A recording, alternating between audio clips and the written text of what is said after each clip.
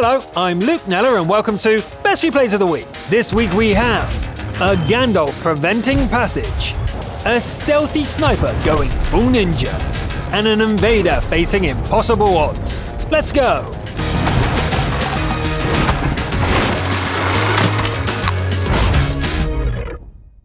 Let's start with a 1390 scout game on Malinevka. Karl-Heinz Rummenigge plays on the EU servers and has a fresh take on how to tackle this map. The whistle blows and Mori kicks off with a sprint.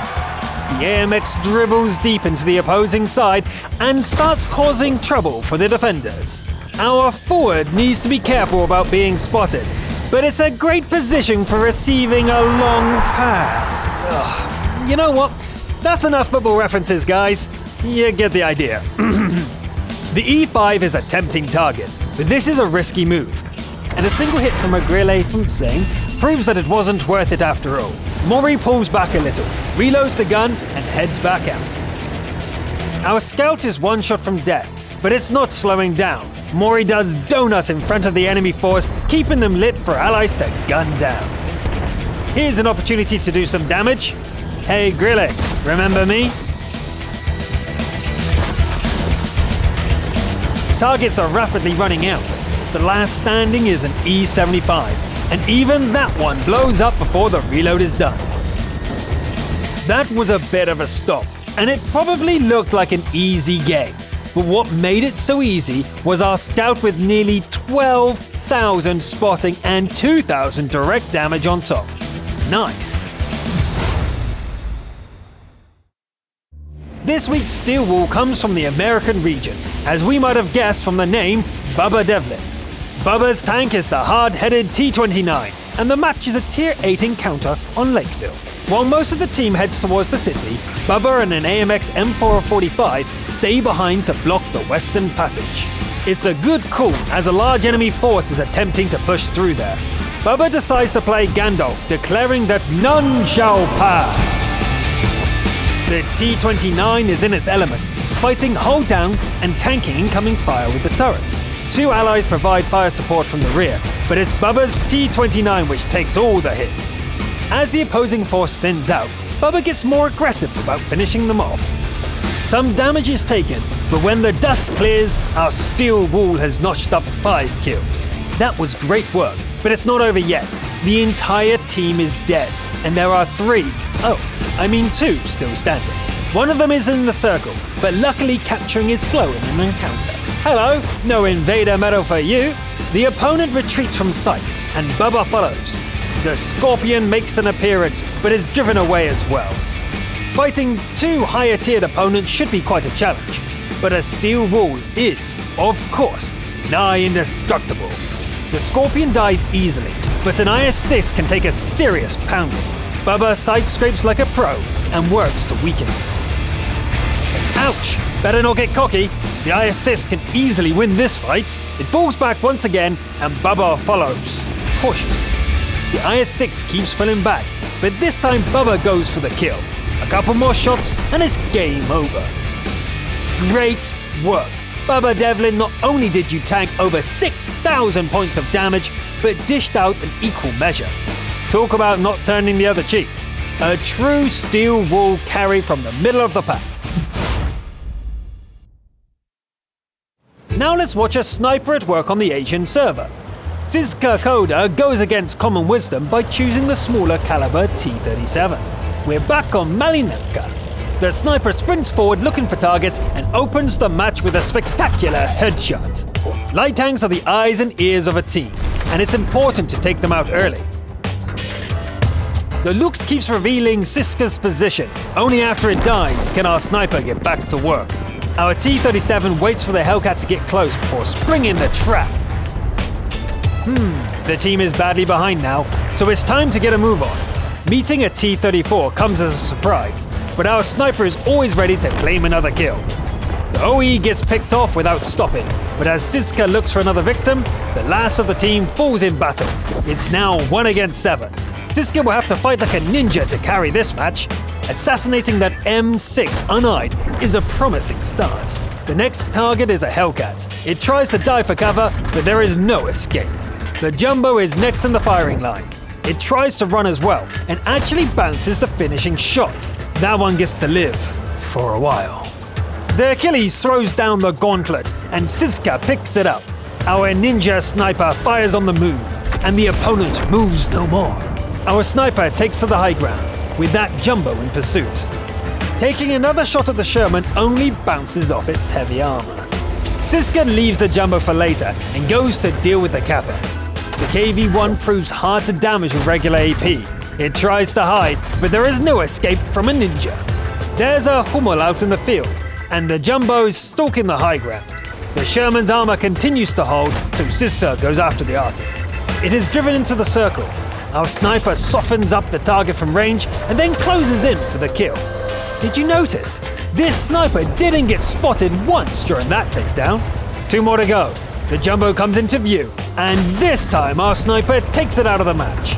Now where's that other SPG? The seconds tick down as Siska looks for the last opponent. Honor demands a victory after all this effort. There it is! The S-51 soaks up the shells, finally dying with 2 seconds left on the clock. Whew! 10 kills and a Kalabanov's medal for the small caliber sniper. It looked all but impossible when this stealth specialist was left alone on the map. But here we are. Ninja. Now let's head back to the EU service for this week's dose of carnage. Jackie FA drives an M48A1 Patton and gets a lucky matchmaking roll on Erlenberg. The Patton is a bit of a strange beast for a medium, as it's actually bigger than the heavy T110E5. The tank isn't particularly fast or well armoured either, but it does excel in quick snapshots and shooting on the move. Jack skirmishes like a pro, but it takes quite a while before the first kill is secured. There we go, now let's get a streak going. Nice, that's 2. The game mode is Assault, and our top gun is on the defending side, so the capture warning is a bit of a problem, and there are several enemies between here and the base. A handful of shots take care of the Skoda, and the second attempt gets rid of a rival Patton. The ISU backs away, and another opponent joins it in the circle. The capture gets nail-bitingly close, but Jack lands the reset shot just in time. The Jagdpanzer is a deadly menace, but luckily not a mobile one. An arty strike softens it up nicely, and Jack brings it down with several shots. The ISU is still there, but Jack deals with it with ease. That's Top Gun, and the 7th kill follows moments later. The TVP T5051 is a dangerous foe, but the Patton should be able to take it. The Czech Heavy does surprisingly little damage before going down. All that remains is disposing of the Arctic, but they seem to be on the hunt as well. Counter-battery fire takes care of the first one, so Jack races ahead to find the others. Has this one gone AFK? It doesn't really matter. And there's the last one. The remaining HE shell isn't enough to finish it off, and a heat round bounces off its roof. There's times the charm, and the game ends with 10 kills. Impressive damage and good use of armor with a medium that's the size of a barn. Stopping the capture with seconds to go was a nice touch as well. The episode finale is an Invader game from the European servers. The battleground is Tundra, where Iztok 9 drives an American T110E5 heavy tank. Iztok heads to the western choke, and it takes front and center in the fighting. It's what we like to see from a top-tier heavy. E5 performs well in the fighting, but allies start falling one by one. Soon, it's just Iztok and a platoon mate holding the line. Metal grinds against metal for what seems like an eternity. But by the time Iztok claims the first kill, there are only 2 allies remaining. It's 3 against 8, and the enemies are closing in.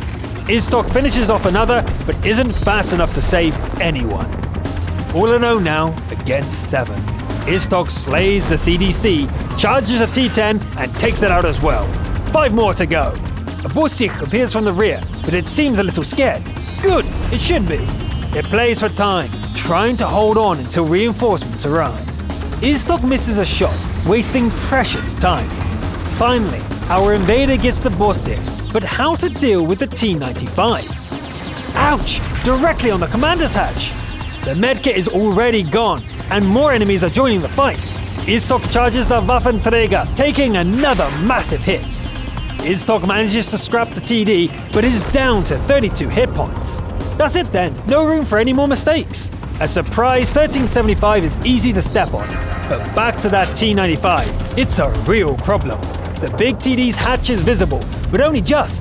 Iztok takes several cautious shots, only landing a hit when it rolls forward. A T28 prototype joins the fight, fortunately missing its opening shot.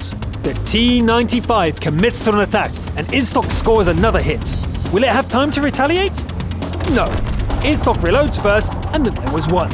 Iztok gets to work on the prototype, but the first heat round fails to do damage.